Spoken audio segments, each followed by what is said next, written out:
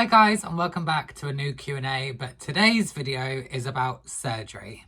So I went onto my socials and I asked a lot of you to ask me some questions you want answering before I go on my next surgery trip. So first question is, are you nervous about being put to sleep? I was, but now I'm not. So the first time I went for my surgeries, I was absolutely terrified. That was the one thing that I was the most scared of. I wasn't scared about the surgeries. I wasn't scared about the recovery. The one thing I was terrified of was being put to sleep. But now it's happened and I've had my tummy tuck, my liposuction, my BBL, pubis lift and fat transfer into my hips. I'm not worried this time round. When you go down, obviously, like every hospital and every clinic does it a slightly different way. So they took me down on the bed. I told them I was really scared and I was nervous and can they give me something to calm me down. So obviously you've got a catheter in your hand here and they had this syringe. So they injected me with this it was like a mild sedative just to like calm me down. I don't actually know what was in it. But as soon as they injected that into my hand, I became very relaxed. I became very calm. I wasn't drowsy. I was just very relaxed. I remember going from the corridor, we went into the lift and we went downstairs and we waited outside theatre and my surgeon was there and I remember like all the team being there, and then I remember them putting the anaesthetic into my hand and I don't remember anything else. I don't remember thinking I'm getting really tired. I don't remember thinking, where am I? The next thing, I woke up and I'd had all the surgeries. It was like I just went to sleep without even knowing I went to sleep, and I woke up and it was all done. So this time round, I'm not nervous at all. So our next question is, how long did you have to wait between your surgeries? So this is a really good question. By the time I go back for my second trip, it will be about 11 and a half to 12 weeks, just short of 12 weeks.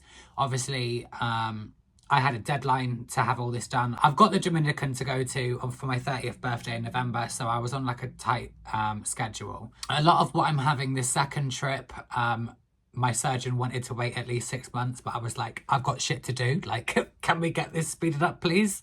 It definitely does depend. If you're going to have like 2 trips of surgeries, it depends on your body. It depends on your personal healing, how well that's going, how invasive the first trip was, and how invasive the second trip is going to be. But for me, it's just short of 3 months.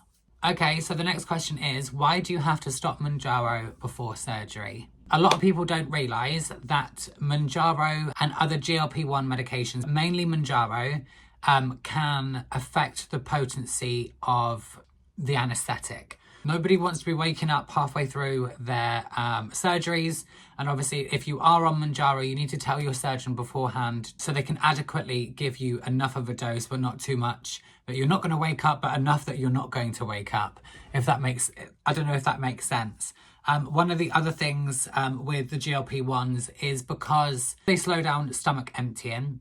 When you go for a surgery, you have a stage of fasting, so you're not allowed to eat or drink for a certain amount of hours. Being on Mounjaro or a GLP-1 considerably increases that window that you need to fast for. So say if you had to fast for sort of 10 hours before your surgery, that could be up to like 16 to 18 hours. Because your food stays in your stomach for longer, there is a chance that it's not going to move through you quick enough. And obviously while you're on the operating table, there's more of a chance that you're going to from asphyxiation. That means like the food comes up your pipes, and obviously you are out cold, and there's a risk of it going down into your airways and causing asphyxiation. So that is the reason that you have to stop Mounjaro and other GLP-1s before you have your surgeries. So Emma has asked, how did I take the time off work? So for me personally, I'm very lucky that I work from home. I'm a self-employed content creator, so I was still filming and working the minute I woke up from my surgeries. Even though I don't have like a physical desk job, a 9 to 5, I would say I took time off work, but I really didn't. Like I said, as soon as I came around from my surgeries, I was filming, I was creating content. It's just what I do. Obviously, if you are working like a 9 to 5, speak to your surgeon beforehand and make sure that you have enough time off. Everybody's recovery is different. Everyone's time frames for recovery is slightly different. So speak to your surgeon and depending on what procedures you're going to have, make sure you take ample time off. So Vicky's asked, will I have more surgeries? Are there any that I want? I probably will. I feel like cosmetic surgery is a little bit of a bug, and once you've got the bug, you can't get rid of it. So obviously I'm going back for my next trip. I'm having my boobs done. I'm having some more in my hips, and we're going to do some more fat grafting with my bum and my hips, and obviously take some with lipo. Other than that, I would love to get my teeth done, and I would love to, and this really, really annoys people when I say this, but it's one of my pet peeves, and obviously it's something that's really bothered me for a long time, is I don't think you can ever really see in the videos, but I've got quite a protruding brow bone. I would love to have my brow bone shaved down, and probably that's it for surgeries. I think once I'll have my boobs done, I'll have a BBL, I'll have curvy hips, I'll have my tummy tuck, teeth, I'll have my bingo wings nice and tightened. I'm going to see, actually, looking at that, I'm going to see if we can tighten that a little bit more. This one's nice and tight, if you can see the difference. So this one is just not quite as tight as this one.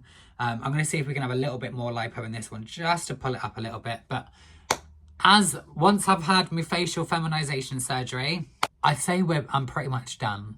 So Becky's asked a really good question about what I pack, and do I take a big suitcase or do I take just carry-on luggage? I just take carry-on luggage. There is no need to take a big suitcase with you. You're going for surgery, you're going to be in a hospital bed or in a hotel room. You're not going to be wearing a lot of clothes, you're not going to be doing a lot. I have just filmed a pack with me for my surgery. That video will be out next Sunday, so please keep an eye out for that. And then obviously you'll see exactly what I pack, why I pack it. I give you a rundown of an idea of what you should be packing for your surgery trips, just to give you an idea of how little you need to bring. So Vicky's asked, how much was my surgery and how am I doing with maintaining? So my surgery was initially supposed to be €12,000. Both me and Mert sat in the hospital's finance office for well over an hour. I didn't want to pay £12,000. Mert knew that that was the tourist price, so he bartered and bartered and bartered until he was blue in the face. And we managed to get all of my surgeries, trip 1 and trip 2, down to a price of £6,400, which to me is an absolute bargain. So I have my tummy tuck, my BBL, pretty much full body lipo and fat transfer into my hips, and obviously my arms and my thighs.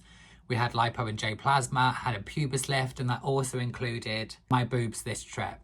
One bit of advice that I would give anyone going abroad for any sort of surgery, especially in Turkey, is barter the price. Only very occasionally is that the set price that you have to pay. Most hospitals have got some leeway. If you barter with them and try and bring the price down, you can normally get yourself a good deal. So don't always settle on the first price that you see. And make sure that you do your research. Don't ever just look at price. Look at your surgeons, look at your clinics. Go for the people that you want to go for. Pick the right surgeon for you. To begin with, don't even look at the price. Find someone that you believe is going to be the best surgeon for you. Once you've chosen that, go to them and see what price you can get. And obviously, if the price is too high for you, just barter them down. They will agree to something. So Sarah's asked me, having had surgery already, has it made me more nervous for these next trips? No. I was so nervous beforehand. Obviously, it's the fear of the unknown. I'd never been under the knife. I'd never had an anaesthetic. I've never broken a bone. I hadn't done anything like that. And obviously being through it and being at this hospital with my surgeon, with the nurses, I'm not worried at all. The only thing I'm nervous for is getting through both airports on my own. Going there is going to be fine. That's like a breeze. I fly to Istanbul Airport all the time. But having breast surgery, more lipo and more fat transfer, having to do that all on my own is a little bit daunting. But nonetheless, I will take you with me. I'll show you what it's like. If I absolutely crumble, it'll make a good vlog. But generally, no, I'm not nervous at all. I'm actually very, very excited. So we've got another question here that, am I still using my scar tape? And if so, which one? So I haven't used my scar tape for a good couple of weeks now. So the tape that I came home with after my tummy tuck had to stay on for 21 days. So I was in my original scar tape for 21 days. And then I used my silicone scar tape for I think 4 or 5 weeks. So every week I changed my scar tape, took it off, had a shower, scrubbed underneath. I put more silicone scar gel on, and then I reapplied the tape. I will link the tape that I used down in the description, so go and check that out. I got it from Amazon. It's worked wonders for me. So now I'm just using the silicone scar gel. I try and use that twice a day. Some days I forget. My scar is looking a lot better than it was beforehand. It's really starting to settle in now. I'm amazed with the results, and I'm just praying and hoping that my scar is very, very minimal and undetectable. I will also link the silicone scar gel in the description, so if you want to check that out, then please do. So I'm just looking through some of the questions on TikTok now. So someone's asked me, who is my surgeon and where are they based? So my surgeon is Dr. Ali Cem Oktay, and he works out of Chevri Hospital in Shishli in Istanbul. He's been my surgeon for all of my other procedures and all of my procedures going forward. He is amazing. He's so sweet. He's so kind. His vision is for enhancing natural beauty rather than making somebody look fake and unnatural. That's one of the reasons I chose him as my surgeon. I want it to be kept in proportion. I want it to look more womanly. I want it to have more of a curvy figure, but I didn't want to look like that typical BBL, looking like a wisdom tooth shape, if that makes sense. I will link my surgeon down below in the description, so if you want to check him out on Instagram, then please do. I highly recommend him. And last but not least, I've got a question from Nadia, who said, hi, my lovely, I'm heading for surgery in November. What kind of fahas do you suggest and where do you get yours from? So the first faha I got was a full body compression suit. It was supplied by my hospital. Obviously, once I'd had my surgeries, they put me in it. So when I woke up and I came round, I was already in it. It was a full sleeve compression garment, and they went all the way down. The only thing that wasn't in it was my chest. That compression garment was amazing quality, but the only thing that was a bit of a letdown is the position that I was in for weeks and weeks and weeks on end because of my BBL. I was always in a flat lying down position. At the backs of my knees, where the compression garment had rolled over, it had pinched my skin, and now I'm left with quite big scars from where it had blistered, and I hadn't really realised. A few weeks ago, I was sent some compression garments and some fahas from the company Brabic. I will link them in the description as well. They have a huge range of fahas, compression garments, shapewear. I have been wearing them a hell of a lot since I got rid of my old compression garment. Like, the old compression garment was falling apart, the sleeves were snapping. And they are amazing quality, and I would recommend this brand to anyone. So even if your hospital is going to supply you with a faha or compression garments, pick up a compression garment, whether that is from Brabic or another company, because for me, I wish I'd have had two from the get-go, because if I'd have had two, when I was washing one, I could have been wearing one, because the time it takes to get out of one, put it in the wash, then dry it, then put it back on, it's a very uncomfortable feeling not being in your compression garment. So yeah, definitely get one as a spare. And then even if the one from the hospital is not that good quality and it's not very comfortable, at least you've got a backup. So yeah, I think that wraps up today's video, guys. If you like this video and if you want to see more sort of Q&As, whether that's on surgeries or anything else going on in my life, then please leave your comments down below. And if you had a question about surgery that I haven't answered today, please leave them in the description. And I will try my hardest to do another Q&A once I've recovered from this next lot of surgery.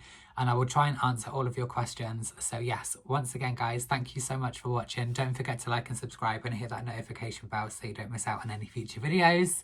And I will see you on the next one. Bye, guys.